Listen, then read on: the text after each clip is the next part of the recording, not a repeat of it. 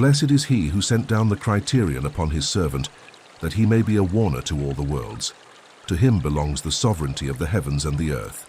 He has created everything and determined it with precise measure.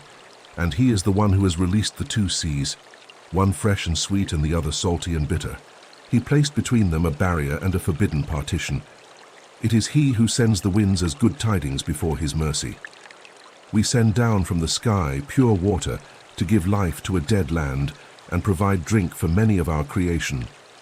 Blessed is he who placed in the sky great stars and placed therein a burning lamp and a luminous moon. The servants of the Most Merciful are those who walk upon the earth easily, and when the ignorant address them, they say peace.